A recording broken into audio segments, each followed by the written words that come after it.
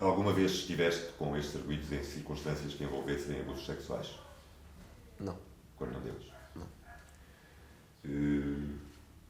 E o que é que tu pensas dos outros? Terão estado envolvidos também ou não? Ou isto foi tudo mesmo Não. uma montagem? Não acredito que tenham estado. Primeiro porque se houvesse uma pessoa acabaria sempre por saber na altura. E são daquelas coisas que disse que foi um bocado, entrarmos todos um bocado no mundo do perna de pau e do perna longa e vamos lá ver o que é que isto dá. Somos putos, não nos acontece nada. Dá, não dá. Realmente... Houve alguma promessa de indemnização ou vocês tinham essa expectativa de poderem vir a ser indemnizados? A expectativa que a gente tinha era de justiça. Muitos de nós. Justiça porque já tinha havido abusos. Quando o processo arrebentou já não havia abusos. Pelo menos comigo, já há algum tempo. Não tinha havido, pronto, não havia mesmo. Mas antes disso tinha havido abusos, né? Depois é aquela, primeiro há a vergonha, se alguém sabe, não soubesse a chacota, né? Porque num lar que haja 20 pessoas ou mais, se perceberem-se uma situação dessa, uma pessoa acaba por ser um bocado a chacota, né? E eu nunca fui a chacota de nada, de ninguém, então nunca, mas pronto, quando isto tomou as proporções que tomou, né? A pessoa foi na onda, mas pronto, estava abafado, ninguém comentava, ninguém... As coisas... Também ninguém sabia quem era concretamente. Pois, as coisas foi andando. Isto, vocês mentem, portanto, quando vão fazer declarações à Polícia Judiciária, isto depois estende-se também ao Instituto de Medicina Legal ou... Não. Assim, fomos abusados. Exato. E havia uma coisa a ser abusado aos 5 anos, outra coisa a ser abusado aos 10, 11, 12, e vê-se que há abusos continuados. Era isso que eu lhe ia perguntar. Os exames no Instituto de Medicina Legal comprovam que todos vocês terão sido vítimas de abusos. Sim. O que o Ilírio está a querer dizer é que sim, mas não por estes arguidos, é isto? É. Estou a deduzir bem. Sim. Há aqui, por exemplo, um arguido, uma das testemunhas, que foi aquela que deu a cara, é o Francisco Guerra, podemos dizer o nome. O Francisco Guerra era alegado o braço direito de Carlos Silvino, pelo menos foi assim que foi apresentado na comunicação social. Ele era, de facto, o braço direito, por aquilo que conheces, do Carlos Silvino? Não há braço direito nenhum. O Carlos Silvino desfiava, de facto, uma rede de pedofilia, como foi tornado público. Quer dizer, não chefiava uma rede de pedofilia, mas tinha alguns conhecimentos do pessoal de pedofilia.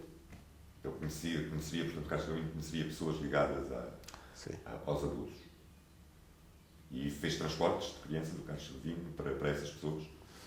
É assim, eu saí algumas vezes com ele. Quando tu dizes que o Carlos Silvino te transportava e que também te levou, tu ganhavas a tua parte? Sim. Pagava? O Carlos Silvino pagava ou eram os clientes que te pagavam diretamente? Não, era o Bibi. Era o Carlos Silvino que te pagava.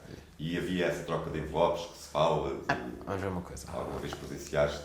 Há pormenores que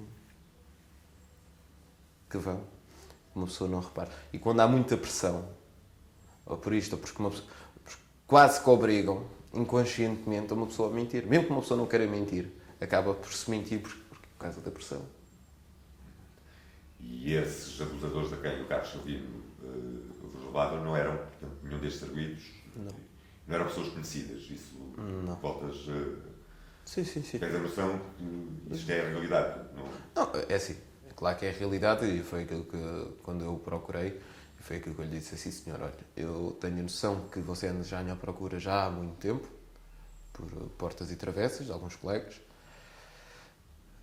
e eu, por querer ter entrado em contacto consigo, porque você não conseguiu se contactar comigo, mas eu consigo, fui eu que telefonei para a Impal e pronto, e houve...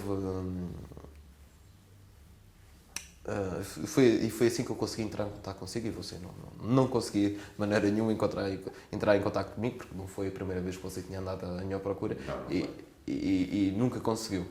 Sua e de outras minhas vítimas, porque sim. eu ia entrevistar, inclusive.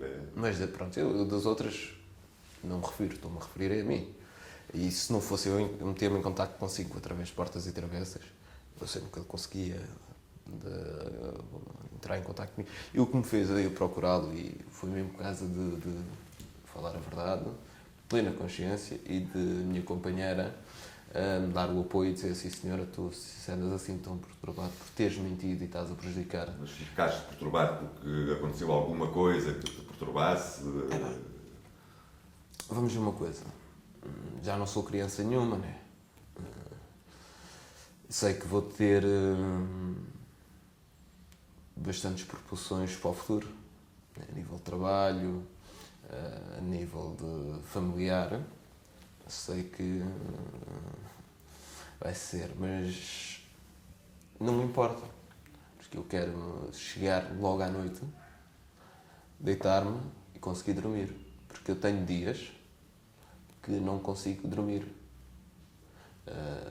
Não consigo, passo as noites em claro.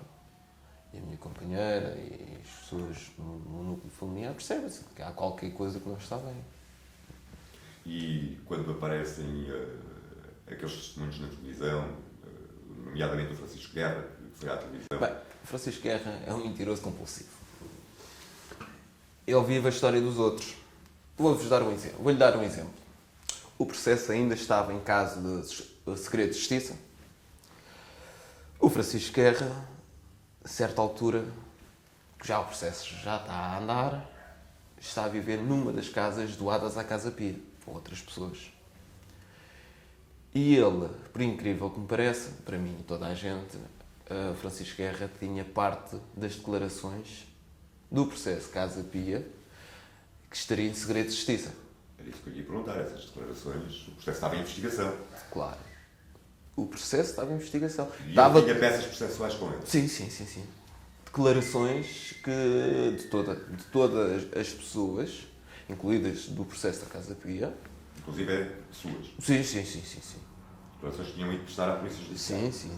E ele teve acesso a essas declarações? Sim. Como? Não lhe posso dizer, como podem imaginar, porque não sei. Não é que não queira, não sei. Porque também diria que essa é a verdade. Mas não sei mesmo.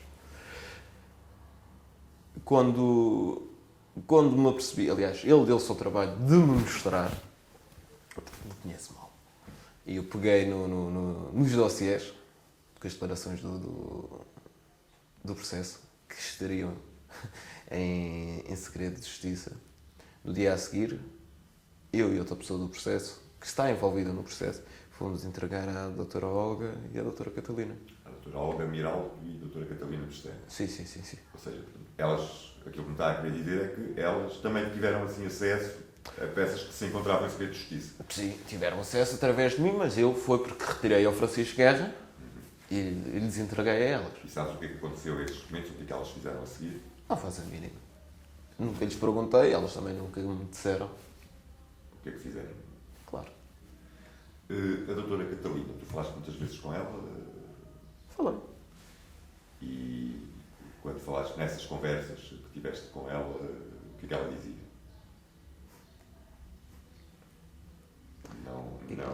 Não queres responder a esta pergunta? E qual é a outra pergunta? Vou-lhe fazer esta pergunta porque tive conhecimento, e fui eu que a denunciei, inclusive na revista Focus, de que ele teria feito um assalto. Fez. O primeiro assalto que fez foi à loja dos chineses, com o carro da minha companheira, onde eu fiquei testemunha como ele fez o assalto, porque entretanto eu também tive de ir à PSP de Investigação Criminal, porque foram bater à porta de casa. Fui também reconhecido, fui para fazer o reconhecimento à senhora que lhe fizeram o assalto, e daquilo que me recordo estavam uns 3 ou 4 pessoas, onde o Francisco estava incluído, e a senhora não teve qualquer tipo de dúvida e reconheceu-o na hora, e ficou cheio de medo e continuou. Foi uma pessoa que me recordo que na altura estava cheio de medo dele, porque nunca tinha sido assaltada, e muito menos com uma faca do seu próprio trabalho. A arma que ele usou para fazer o assalto era do próprio estabelecimento? Sim, roubou uma faca nos chineses. na loja dos chineses e assaltou os próprios chineses com a faca de cozinha dos chineses. E o carro que ele usou era O da minha companheira. o Francisco Guerra também. O Francisco Guerra é um mentiroso compulsivo, ainda vem para as televisões e aquilo que eu sei, ainda ganha dinheiro com a mentira, e foi uma das coisas que me ajudou a mentira dos outros, e revela-se um coitadinho, porque não há coitadinhos. Há coitados naquela infelicidade de não ao ponto que chegou a essa proporção dele, porque ele para a comunicação social e para a sociedade é um coitadinho. Não obstante ter sido detido pela polícia. Além de ter sido detido pela polícia pelos assaltos que fez, uma com o carro da minha companheira, outro assalto que ele fez, entrou num standard, roubou um carro e conseguiu roubar um cheque que estaria em cima da secretária desse standard e conseguiu levantá-lo. É incrível. Conseguiu levantar o cheque que roubou no stand. Conseguiu. Depositou e levantou. E esse carro, sabes o que é que aconteceu depois desse carro? Foi apreendido, sei que foi apreendido e pronto. Ele nunca teve nada em lado nenhum. E ainda vem para a comunicação social ganhar dinheiro, fazer-se vítima, a mostrar, e até fez um livro cujo, que ele saiba, já vai em segunda edição e tudo. Epá, isso foi uma das coisas que me fez suscitar mais a raiva, os nervos, o não conseguir me deitar e conseguir dormir em condições. Isso é uma das coisas que me está a fazer vir cá, falar a verdade, para ficarmos por aqui. Porque ele, no livro, diz coisas que não correspondem à verdade, é isso? Sim. Muito. Aliás, ele, como eu já lhe tinha dito, ele é um mentiroso compulsivo. É por isso que tudo que ele falou, nada foi comprovado como prova. O tribunal acaba por não... Não, ele vive a dor dos outros. Então, quer dizer, vamos supor, você leva no cu e eu é que sinto a dor. Não tem lógica. Isto é viver as histórias dos outros. E como eu lhe disse, ele viveu muitas histórias dos outros, continua a viver as histórias dos outros, porque também leu as declarações dos outros todos. Ele teve acesso a essas declarações antes quando ainda estavam inscritos? Sim. Antes de ninguém ter sido julgado ainda, só havia a força da comunicação social a arrebentar e a falar e a criticar. Ele alguma vez esteve em Elvas? Sim, tive. Em que circunstâncias, no âmbito deste processo, estiveste em Elvas naquelas circunstâncias? Estive. Tive. Com estes serviços? Não. Com pessoas que não sei quem são até hoje. E denunciaste essas pessoas à Polícia Judiciária? Falei delas. Foram investigadas? Não faço a mínima. Essas pessoas não aparecem. Não aparecem? Não. Portanto, o que está no processo em relação a estes arguidos... É mentira. E não... Mas, portanto, com estes arguidos... Não. Certeza absoluta.